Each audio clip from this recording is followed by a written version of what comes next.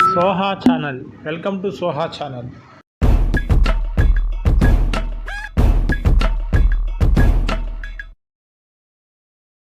వీరాభిమాని జనసేన పాత్రుడి శ్రేయాభిలాషి హైపర్ ఆది గారిని మాట్లాడుతుందిగా కోరుచున్నాం. అందరికీ థ్యాంక్ యూ. ప్రజలకి మంచి చేయాలనే ఆలోచన తప్ప మోసం చేయాలనే ఆలోచన లేని రాజకీయ నాయకులతో నిండిన సభను నేను ఫస్ట్ టైం చూస్తున్నాను. అందరికీ నాకు తెలిసి ఈ సభకు వచ్చిన ఈ జనాన్ని చూసి వాళ్ళ కోసం ఒక్క సెకండ్ మౌనం పాటించండి చాలు. అయిపోయిందా? పవన్ కళ్యాణ్ గారు ఈ ప్రపంచంలో ఎలాంటి పదవైనా, కానీ పవన్ కళ్యాణ్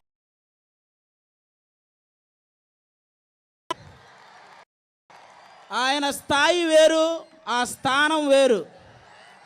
ఒక సినిమా వాడిగా మాట్లాడడానికి ఇక్కడికి రాలేదు.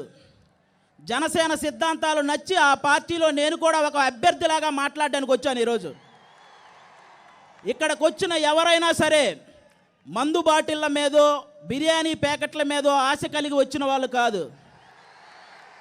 వాళ్ళ భవిష్యత్తు మీద భయం కలిగి వచ్చారు.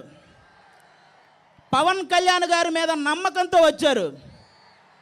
మీ నమ్మకాన్ని 100% ఒమ్ము చేయకుండా న్యాయం చేసే బాధ్యత పవన్ కళ్యాణ్ గారిది. ఇక పవన్ కళ్యాణ్ గారిని కామన్గా విమర్శించే కొన్ని మాటలు. 2 చోట్ల ఓడిపోయాడు ఓడిపోయాడు ఓడిపోయాడు ఓడిపోయాడు. అరే, ఓడిపోతేనే ఇంతమంది కష్టాలు తీర్చాడంటే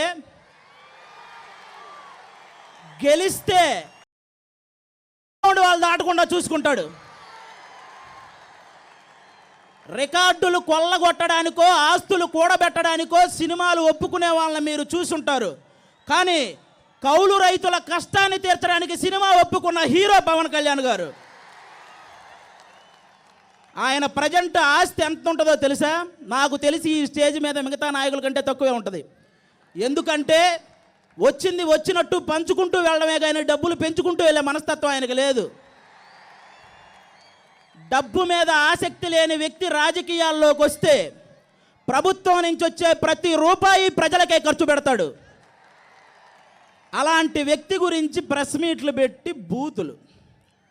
ఏమయ్యా, మీకు ఈ శాఖ ఆ శాఖ ఈ శాఖ ఇన్ని పేర్లు ఎందుకు?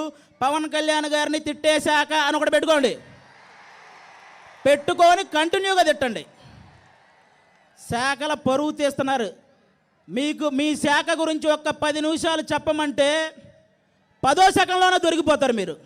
నాకు ఈజీగా తెలుసు. అది వారాహి బండి ఆ యాత్ర ఆపేస్తారంటే ఆయనకి తిక్కరేగితే పాదయాత్ర చేస్తాడు. అప్పుడు ఖచ్చితంగా మీరు కాశీ యాత్రే. అది ఫిక్స్ అవ్వండి.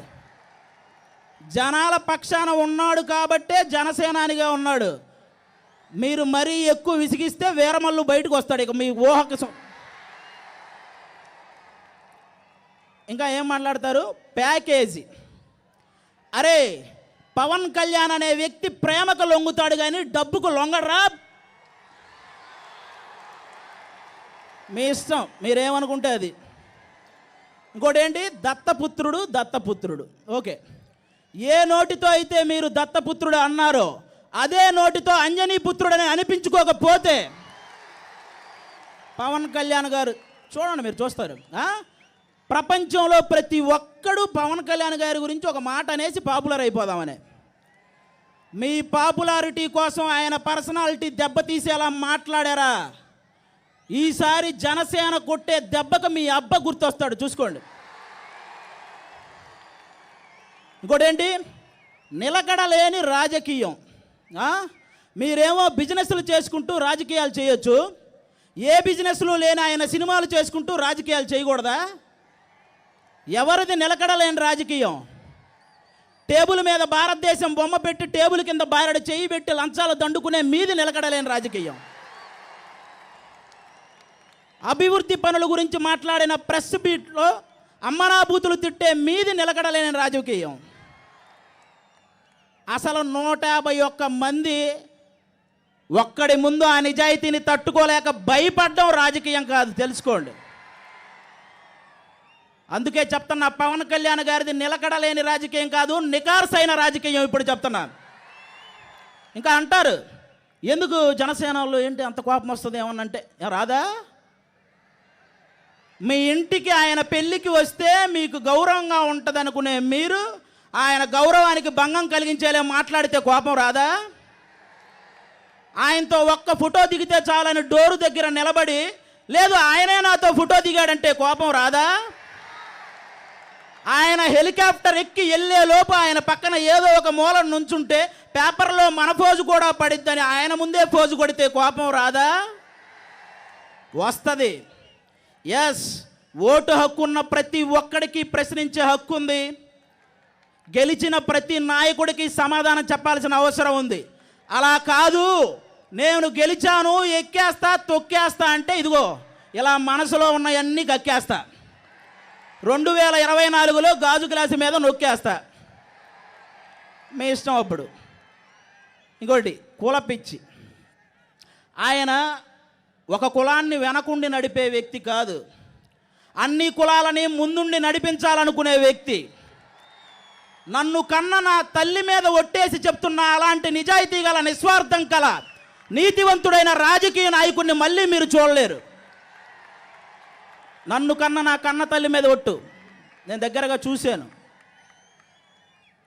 కులపిచ్చి నాకు తెలిసి ఈ ఏరియా వాళ్ళకే కులపిచ్చి లేదనుకుంటా. ఎందుకంటే ఇందాక ఎవరినో మీది ఏ కులం అంటే శ్రీకాకుళం అన్నారు. చాలు, మీ దగ్గర అయినా ఆ కులపిచ్చి లేదు. ఇంక ఇక్కడ కూర్చున్న నాగేంద్ర బాబు గారు, రామ లక్ష్మణుల లాంటి అన్నదమ్ములకి ఎవడైనా తప్పుగా మాట్లాడితే అడ్డు నిలబడే ఆంజనేయుడే మా నాగబాబు గారు. ఒక్కసారి ఆయనకి లా గురించి చాలా బాగా తెలుసు. ఎవడైనా డిస్కషన్లో కూర్చుంటే వాడు ఏ పార్టీ వాడైనా జనసేన పార్టీలోకి మారిపోతాడు, అంత సబ్జెక్ట్ ఉంది ఆయన దగ్గర. నాదెండ్ల మనోహర్ గారు, ఆయన స్పీకర్గా చేశాడు, మీ అందరికీ తెలుసు. ఆయన కూర్చోమంటే సీఎం అయినా కూర్చునేవాడు, లేవమంటే సీఎం అయినా లేవాలి. అలాంటి రాజకీయ పండితుడు పవన్ కళ్యాణ్ గారి పక్కన ఉన్నాడంటే ఆయన నిజాయితీని గమనించండి ఒకసారి. పవన్ కళ్యాణ్ గారి నిజాయితీని గమనించండి. ఇక కార్యకర్తలు, వైసీపీ కార్యకర్తలైనా టీడీపీ కార్యకర్తలైనా జనసేన కార్యకర్తలైనా మీరందరూ కూడా మీరు గొడవ పడకండి నాయకుల గురించి. ఎందుకంటే రేపొద్దున మీకు ఏదైనా అయితే ఒక ఓటు పోయిందని బాధపడే నీచమైన రాజకీయం కంటే ఒక ప్రాణం పోయిందని బాధపడే పవన్ కళ్యాణ్ గారు లాంటి రాజకీయాన్ని ఈసారి మీరే చూడాలి. ప్రతి ఒక్కడికి ఒక గోల్ ఉంటుంది, అలాగే నాకు కూడా ఒక గోల్ ఉంది. పవన్ కళ్యాణ్ గారి నోటి వెంట ఈ మాట వినాలనుకుంటున్నాను. శ్రీ కొణిదెల పవన్ కళ్యాణ్ అనే నేను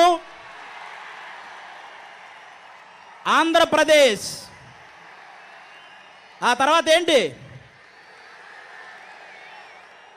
అది చూడబోతున్నారు. Thank you so much. జై జనసేన, జై పవన్ కళ్యాణ్ గారు, జై Hind.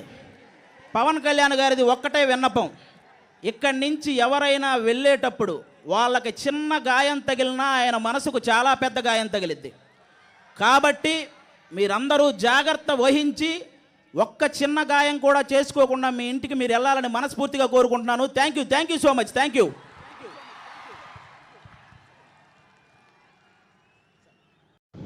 Soha channel. Thank you for watching Soha channel. Please subscribe our channel and share and like our channel. దయచేసి మా ఛానల్ని సబ్స్క్రైబ్ చేయండి, మా ఛానల్ని లైక్ చేయండి, షేర్ చేయండి. Thank you for watching.